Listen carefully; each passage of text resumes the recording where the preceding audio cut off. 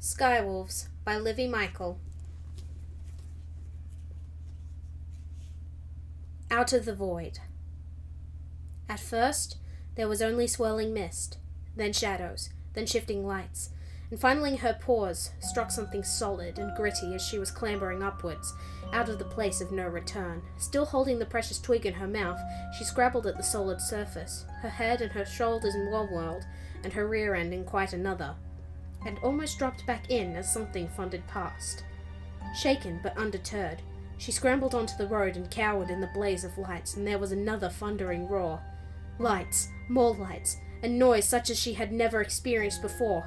Her paw shifted on the grit, and the temperature of the road too was unfamiliar. She had come to a place of monsters and demons, of channeled fire and lightning and thunder and wind.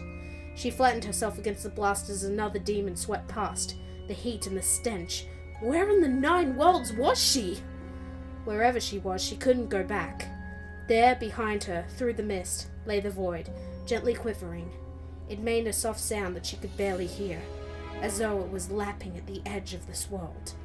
But in front of her were the roaring demons with eyes that flashed along the road like lightning, and suddenly she realized that they were chariots of thunder and flame. The road shook beneath them, but she had come so far, she would not give up now. Anything was better than nothing. She would have to try and somehow reach the other side. She could just see that there was another side, briefly but repeatedly illuminated in the flares of light. That was where she needed to go, away from the void. She put one paw out, and then hastily withdrew it as another chariot roared past, and then another. "Remember," she told herself, as her heart quailed, and it quailed further as she realized she had almost forgotten her purpose. But she held on to the flowering twig between her teeth, summoned the remaining strength of her muscles. At the next pause in the traffic, shot like an arrow into the road. Faster and faster she ran, narrowly avoiding one chariot and then another. In fury they blared at her dreadful cries, and she was deafened, but running still. She could feel the air whistling past her ears and through her teeth, and she could make out the trees and the bushes on the other side. She was almost there, when a stunning pain shot from her hip to her spine, and she keeled over, hearing only the screech of the chariot as she shrunk once more into darkness. Chapter 1. The Birthday Party. It was Sam's worst birthday party ever. He and his mum had just moved house, and now they lived in the middle of a strange city where they didn't know anyone. "You'll soon make friends at school," his mother said. She had invited her aunts, Auntie Lilith, Auntie Joan, and Auntie Dot, who hadn't arrived yet, and they sat in the front room eating cake and discussing their varicose veins. "Like a bunch of grapes," said Auntie Joan. "Still, at least I've got legs," she went on briskly. "Poor Edith's having her other leg off soon." Auntie Lilith, who was deaf, said, "Eh?" "I said Edith's having another leg off." "That'll be a third," said Auntie Lilith. "No, dear, legs. Edith is having her other leg off." "Why would she do that?" said Auntie Lilith, very surprised. "She only just had them put on." "Edith!" bellowed Joan. "Edith's legs! You told me about it, remember?" "No, I didn't." "Yes, you did." No, dear, that's Edith. You can't go on line dancing without any legs." Auntie Joan turned faintly purple and then gave up. "Why don't you open your present?" she said to Sam. "I don't know where Dot's got to, but I don't think she'll mind." Reluctantly, Sam picked up the bulky parcel. He had presents from his aunts before, and as soon as he started opening it, he could tell it was a jumper. They had knitted it themselves. His aunts knitted it all the time, and you'd think they'd have gotten better at it. "Oh, that's lovely," his mother said. "Why don't you try it on?"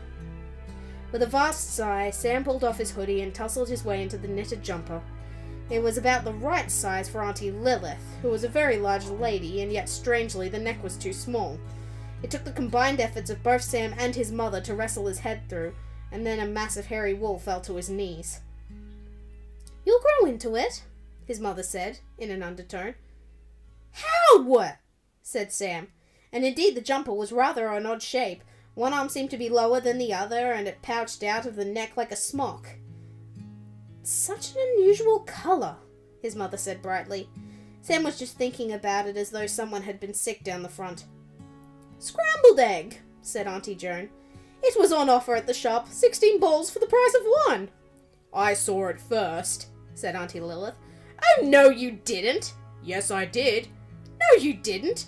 You wanted to buy that purple meringue just because Edith had bought some." "Can't hear you," said Auntie Lilith. "Auntie Dot picked it up in the end," said Auntie Joan to Sam and his mum. "We had to ask her 3 times because she kept forgetting." "It's a brilliant jumper," said Sam. "But maybe I should take it off now. It's getting a bit warm." In fact, it was freezing since the temperature had recently dropped and the boiler wasn't working. "Well, you can always wear it for school," said Auntie Joan. His mother caught the look on Sam's face. "Perhaps we should play a game," she said hurriedly, and Auntie Joan suggested they could play Pass the Kidney Stone since Auntie Lilith had brought hers with her in a jar. Oh boy. But before things could get really exciting, the doorbell rang. "I'll go," said everyone except Auntie Lilith, who hadn't heard. Auntie Dot appeared, carrying a bundle wrapped in a blanket. "It's only me, dears. Oh, I've had the most terrible shock. Just wait till you see what I've got here." "What is it?" said Sam's mum, hurrying forward to help. Just then the blanket barked, and Sam's mum jumped back in alarm as a small white head with brown ears poked out of it. "It's a dog!" cried Sam in excitement. Yes, yes, darling, don't you fret," said Auntie Dot in the voice she usually reserved for policemen and babies and prams. "Everything's all right now. Auntie Dot didn't mean to hit you with that nasty car." Everyone made way for Auntie Dot as she carried the small bundle into the kitchen, explaining breathlessly what happened. "Just travelling here on the ring road. Came out of nowhere. Didn't see a thing. Felt it, though. Must have clipped her. I don't know if I should take her to the vet's." The little dog was only aware of the cacophony of light and noise. She had come from the darkness into a glaring yellow light that was quite unlike anything she was used to. Burning torches or candlelight flickering on the walls of the great hall or the natural light of the sun and the moon, there were a harsh quality to this light, and it hurt her eyes and it made her vision blur. And there was a background noise beneath the babble of voices, a whirring and a ticking and a clicking and a distant roar from outside. It made no sense to her at all. She had come from one of the realms of chaos, she thought, and began to tremble all over. Meanwhile, Auntie Dot was examining her, feeling all the way along up her spine. "I think she hurt her hip," she said. The small white dog submitted to this examination, because she could tell from Auntie Dot's touch that she knew what she was doing. But then she tried to remove the twig, and the dog clamped her mouth firmly shut, bracing herself, and Auntie Dot succeeded in only pulling her nose forward. "It looks like mistletoe," she said wonderingly, and the aunties exchanged significant glances. The dog stared at them all. Through her blurred eyes, they looked so huge and impressive. There was unusual quality to them that she couldn't place, yet something about them tugged at her threads of memory. Everything in the room was vibrating with an energy of its own, but it was almost as though the three women had a different vibration from everyone else. She didn't know whether or not to be afraid, or more afraid than she already was. Then her blurred glance fell on the boy. He was leaning over to her eagerly. He had bright hair and brightly coloured tunic, and a halo of light fell around him from the lamp above. In her confused eyes, he looked almost like the master she had left, the Shining Boy. "Can we keep her, Mom? Can we?" he asked. Then he too tried to take the twig from her mouth. Very gently he reached for the mistletoe, looking to it, and her eyes wide the whole time. The dog tensed all over, but she didn't growl.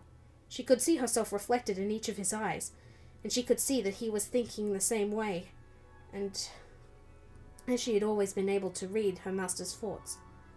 "You won't bite me," he was thinking, and carefully he prized the twig away from her, and she let it go. "Well, look at that," said Auntie Dot, as Sam turned the sprig of mistletoe over and examined it. Someone had cut and shaped it, and it looked like a dart. "She knows it's your birthday.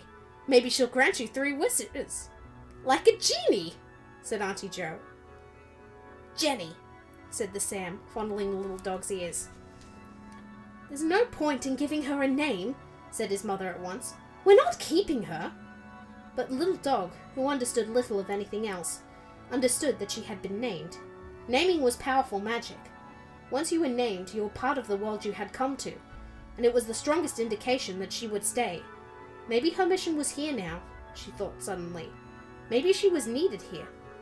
She wagged her tail feebly. Jenny, she thought. Jenny. Look at her, Sam said. They all looked at the small white dog with velvety brown markings, who'd gazed back at them with soft doe eyes. She was painfully thin, but her eyes and her coat seemed to glow in a deep, mysterious light. She looks a bit like a Jack Russell, Auntie Dot said, and indeed she did look almost, but not quite, like a Jack Russell Terrier. I wonder where she came from, said Sam's mum. Sam reached out for her again. She's my birthday present, he said. Don't be silly, Sam, his mother said automatically. We can't keep her. She must belong to someone. But Auntie Dot said that she was clearly a stray, as she had no collar. Sam felt that he deserved one good present, and the little dog gazed up at him with dark eyes that seemed to speak of distance and mystery. He could see his face in each of them, and it was almost as though she was trying to tell him something. Can I hold her? Said Sam, as he picked her up. Careful, said Auntie Dot and Sam's mom together, but the little dog offered no resistance at all, and nestled into the crook of Sam's arm. Safe, she thought. Put her down, Sam, said his mother. You don't know where she's been. I mean it, she said when Sam didn't move. There's no way I want another pet. Well, I was hoping she could stay here just for tonight, said Auntie Dot. Oh, yes, said Sam as his mother started to protest. Auntie Dot looked at the little dog with eyes made huge and luminous by the extremely powerful lines in her glasses. She's such a nice little thing, she said. I wish I could keep her myself. I do miss having a dog. Life's not been the same without... ever since. She stopped and blew her nose. Auntie Dot had never recovered from losing her own dog. She said she didn't really want another one, not since her darling Berry had gone away. But that's happened years ago, and it was still brought tears to her eyes. Since then, she had become a kind of unofficial dog walker, regularly taking out several dogs whose owners were too busy to walk their own pets, but she couldn't face getting too attached to another one of her own. Besides, the aunts all lived together, and Auntie Lilith had her own dog, a tiny but rather bad-tempered chihuahua called Pico. We can't just throw her out, Sam said. Look at her! Sam, said his mum, we can't keep a dog. I'm at work all day and you'll be at school. It wouldn't be fair. But it's my birthday, Sam said. But we don't have a garden, his mother said. I'll take her out, Sam said. Every day. You said you'd clean the rabbit's hutch, his mother said. And who ended up with that job? Sam shuffled uncomfortably. But I'm older now, he said. And it was true that Sam's record with pets had not been great. He had forgotten about the rabbit, and his mother had fed it and cleaned out the hutch.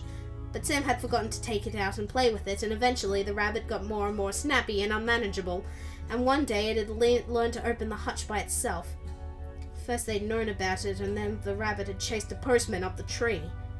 Then for 3 days, Sam and his mother had been trapped inside the house while the savage rabbit pulled outside, snarling and making other un-rabbit-like noises so that no one could come near. Eventually, to everyone's relief, it had bounded over to the garden gate and left, leaving a trail of mangled well-wishes in its wake. But a dog was different. Sam had always wanted a dog, but reluctantly he put her back down on the table and placed the mistletoe twig between her paws. She picked it up immediately and stood quivering, her big eyes fixated hopefully on Sam's mum.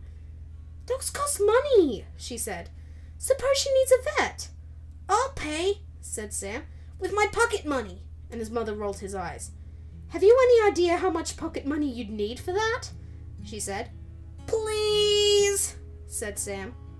I'll take her to the vet's tomorrow if she's still having trouble with her hip, said Auntie Dot. I just thought we could see how she went on tonight. Sam's mother sighed. I suppose we could hang on to her for one night, she said, and Sam flung his arms around her. But tomorrow we're putting the cards in the shops. Someone must know something about the dog. Sam was delighted. He took an old pillow from the bedding chest and put it near the kitchen door so that she could guard it. When he got back to the table, Auntie Dot was feeding the little dog a sausage roll, and she was obviously hungry, yet she hesitated. Then she put the mistletoe twig down between her paws and took the pieces delicately. Sam picked her up again and put her on the kitchen floor very gently. "Come on, Jenny," he said, and she limped over to the pillow right away and sat on it. She understood that there had been some kind of discussion and that she could stay. She didn't understand fully where she was, or what she was supposed to do, or what all these people would do with her, but for now at least, she was safe. She suddenly felt unutterably tired. She turned herself around on the pillow once and sank down, her eyes already closing. Sam slipped the mistletoe dart back to her pillow, and all the aunts left, Auntie Dot promising to call the next day to help Sam take Jenny for a walk. And Sam was finally persuaded to go to bed after a brief, tense argument with his mother about whether or not Jenny could sleep on his bed. His mother had won the argument, and Sam went upstairs alone. He pulled off the jumper at last, feeling relieved to get rid of the itchy wool, and stuffed it right at the back of his cupboard. So far back, in fact, that he didn't notice that it glowed, fiercely and bright for a moment, before settling. He got into bed and lay awake a long time, thinking about having a dog of his own, and when he fell asleep, he dreamed a strange, wonderful dream about a boy with a face like the sun and a white dog gleaming like a small star through the early morning mist.